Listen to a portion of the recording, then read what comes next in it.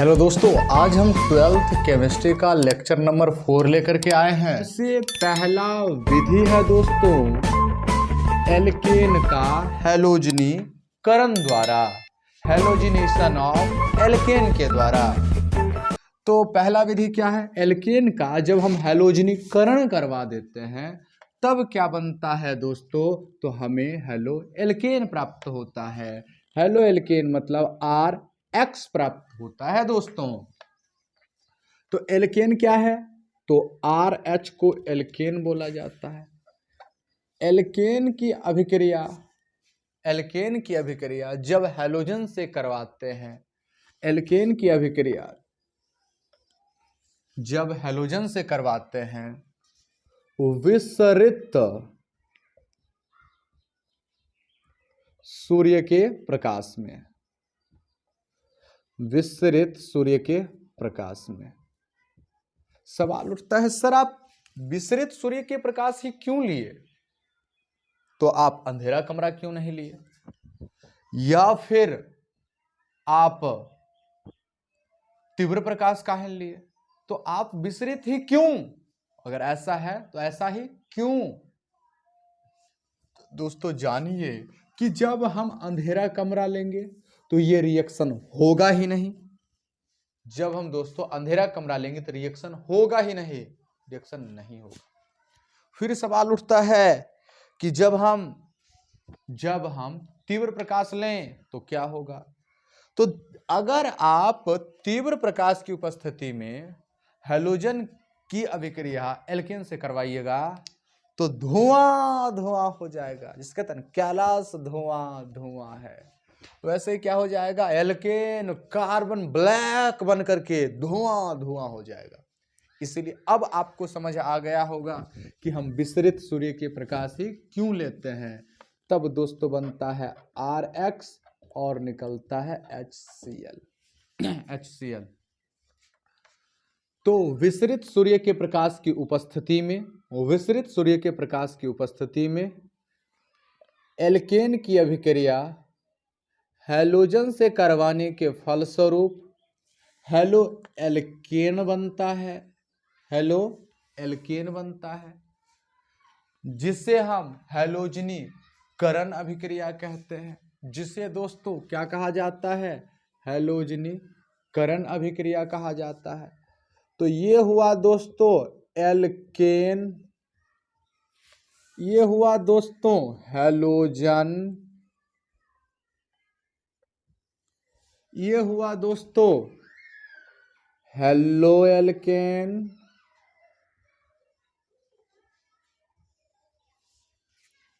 और ये तो आप यहाँ HCl लिखिएगा, नहीं HX लिखिएगा। तो यह हुआ हाइड्रोजन हैलाइड।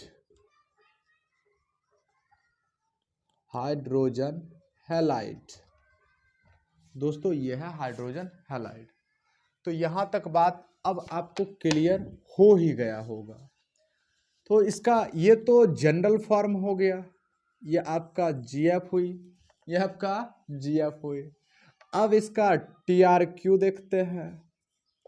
सर TRQ क्या होता है? Topic related question. अब एक एग्जांपल लेंगे हम एल्केन का।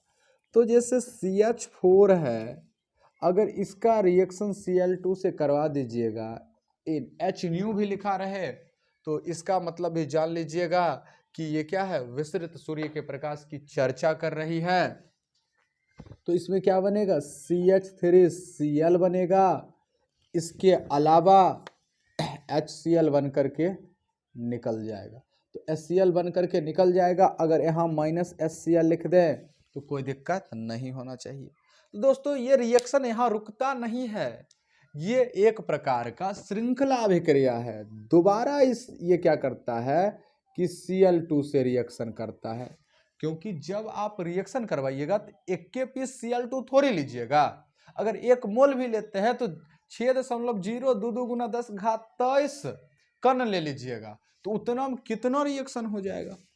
तो यहाँ भी फिर HCl माइनस होगा और CH2 और Cl2 बन जाएगा।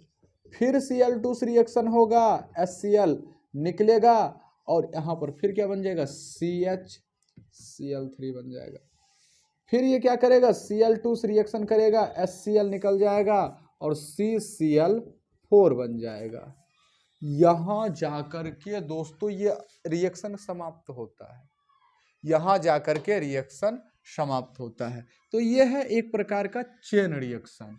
ये ऐसा हुआ तो हुआ कैसे? तो आपको ऑर्गेनिक की समझ तब डेवलप होगा जब आप इस रिएक्शन का क्रियाविधि जानिएगा। यह रिएक्शन होता तो होता कैसे है? तो ये 12th में तो नहीं है दोस्तों, 12th के सिलेबस का ये नहीं है क्रियाविधि। ये क्रियाविधि आपको जब class 11th chemistry chapter number 13 hydrocarbon पढ़ते हैं वहां का है ये। लेकिन हम यहाँ पर आपको बताएंगे, सिखाएंगे, आपकी समझ को विस्तार करके छोड़ेंगे। आपके समझदारी विकसित होनी चाहिए, आपको सीखनी चाहिए। तो चलिए अब चर्चा करना शुरू करते हैं। क्रियाविधि कई प्रकार का होता है। तो यहाँ पर कौन सा क्रियाविधि देखने को मिलेगा? मुक्त मूलक क्रियाविधि, फ्री रेडिकल मैकेनिज्म, मुक्त मूलक क्रियाविधि। तो ये 3 पदों में पूरा होगा। सबसे पहला पद जो होता है पद 01, पहले होगा मुक्त मूलक का निर्माण, मुक्त मूलक का निर्माण। उसमें भी हैलोजन मुक्त मूलक। अगर क्लोरीन लीजिएगा तो क्लोरीन, तो यहां पर लिखिएगा क्लोरीन मुक्त मूलक का निर्माण, क्लोरीन मुक्त मूलक का निर्माण। और इस पद को दोस्तों हम कहते हैं श्रृंखला प्रारंभ पद, क्योंकि ये एक प्रकार की श्रृंखला अभिक्रिया है, चेन रिएक्शन है। इसलिए इस पद को क्या कहा जाता है दोस्तों? श्रृंखला प्रारंभ पद। अब यहां पर युद्ध का विगुल बजने वाला है, युद्ध का विगुल बजने वाला है, रिएक्शन स्टार्ट होने वाला है, अभिक्रिया शुरू होने वाला है। तो दोस्तों सबसे पहला कौन है? तो Cl है, Cl2 है। इसके बीच सिंगल बंध बना हुआ है, सूर्य के प्रकाश आएगा, सूर्य के प्रकाश आएगा, इस पर पड़ेगा। तो जानते हैं कि ये दोनों सहसंयोजक बंध से जुड़ा हुआ है। एक इलेक्ट्रॉन ये क्लोरीन का है, दूसरा इलेक्ट्रॉन पड़ोसिया क्लोरीन का है। सूर्य का प्रकाश आता है और दोनों के रिश्ता को बीच को खराब कर देता है। तुम्ही ने तो मेरी जिंदगी खराब की है, तुम्ही ने तो मेरी जिंदगी खराब की है। तो दोस्तों किसने जिंदगी खराब की है? तो ये सूर्य के प्रकाश ने। और जब सूर्य का प्रकाश आता है तो ये अपना लेकर के जाता है, तुम अपने रास्ते हम अपने रास्ते। इस एरो को कहते हैं दोस्तों फिश हुक एरो, मछली पकड़ने वाला तीर। और तब जाकर के यहां दोस्तों निर्माण हो जाता है 2 गो। अब है Cl डॉट, Cl पर डॉट लगा देंगे तो समझ जाइएगा दोस्तों कि ये क्या है, क्लोरीन मुक्त मूलक है। तो पहला पद में दोस्तों क्या हुआ? क्लोरीन मुक्त मूलक का निर्माण हुआ। दोस्तों पहला पद में किसका निर्माण हुआ? क्लोरीन मुक्त मूलक का निर्माण हुआ। पद नंबर 02 जिसे कहते हैं अभिक्रिया संचरण पद, अभिक्रिया संचरण पद। यहां से अभिक्रिया क्या होगी दोस्तों? आगे बढ़ेगी। तो अभिक्रिया आगे बढ़ने अब ये जाएगा, अब ये तो इसका तो जिंदगी क्या हो गया है? खराब। और ये मानव में भी प्रकृति होती है कि एक का जिंदगी खराब हुआ तो दूसरे की जिंदगी भी हम खराब करिए छोड़ेंगे, दूसरे की जिंदगी भी खराब करिए। ये अपना दुख दर्द लिए हुए। तो दोस्तों जरा गौर से समझिए, बहुत खूबसूरत टॉपिक है। ये अपना दुख दर्द लेकर के किसके पास पहुंचता है? इस मीथेन के पास पहुंचता है। कहता भाई तुम मेरा मदद करेगा क्या?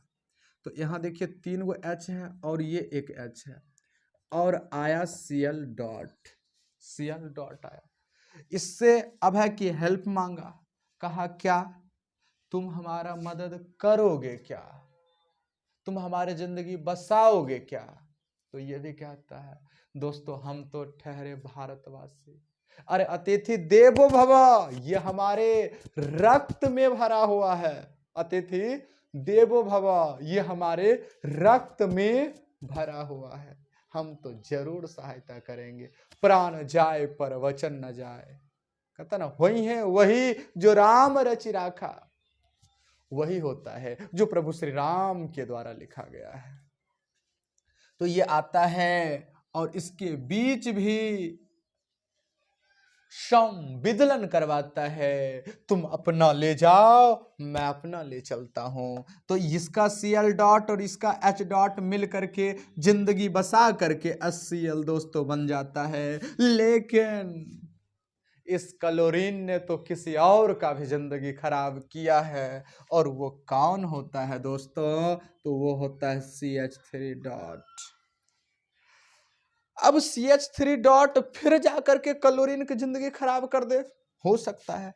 अब ऐसा रिएक्शन में जब भाग लिए तो एक न हुआ तो दूसरा भी तो होगा Cl2 ना। तो अगर ये CH3 डॉट गया और Cl से मिला तो यहां पर भी इसके जिंदगी को भी क्या कर देगा? खराब कर देगा, और CH3Cl बन जाए, CH3Cl बन जाए। या फिर दोस्तों कहां जा सकता है? तो या फिर दोस्तों जा सकता है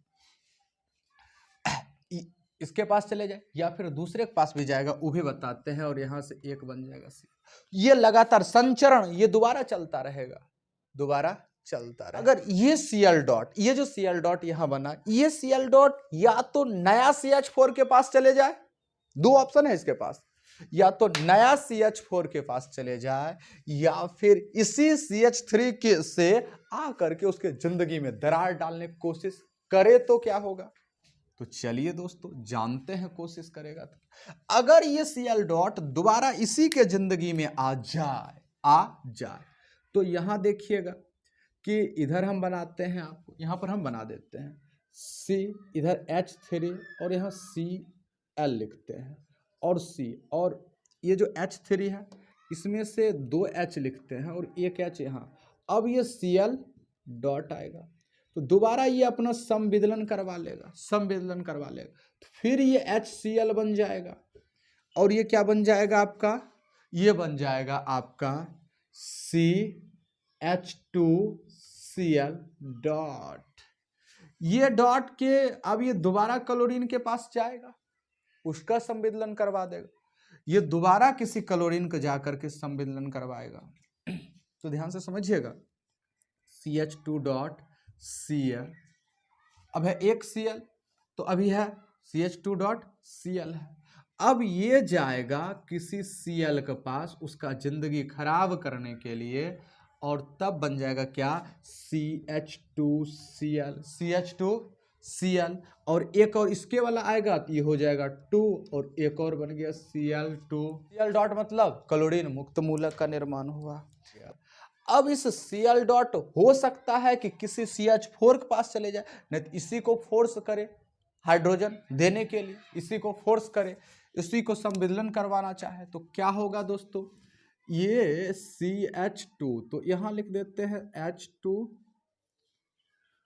तो यहां लिख देते हैं दोस्तों H2Cl2C।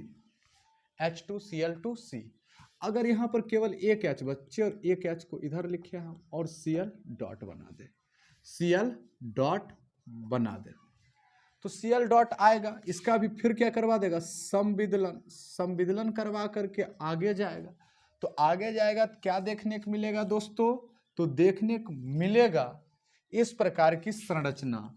तो यहां से तो HCl बन करके निकल जाएगा, और यहां पर CHCl2 डॉट, ये डॉट अब फिर क्लोरीन के पास जाएगा, ये डॉट फिर क्लोरीन के पास जाएगा, और क्या बन जाएगा?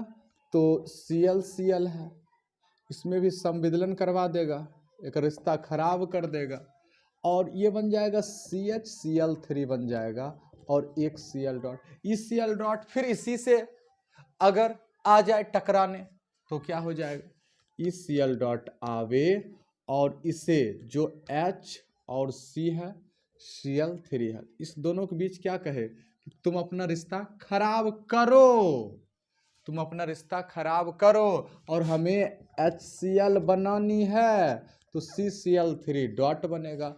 ई डॉट फिर क्लोरीन के साथ चले जाए, क्लोरीन के साथ चले जाए तो क्या हो जाएगा CCl3 प्लस Cl और Cl, एकर बीच के रिश्ता खराब होगा, रिश्ता खराब होगा तो यहाँ पर बन जाएगा CCl4 और Cl डॉट। इस तरह अगर दोस्तों चलता रहे तो जीवन में कभी अभिक्रिया रुकने वाला नहीं हो। लेकिन एक समय तो ऐसा आएगा ना जब जितना हम अभिकारक लिए हैं वो खत्म हो जाए, ख से हो जाए खत्म, ख से हो जाए खत्म, तो कैसे किया जाएगा?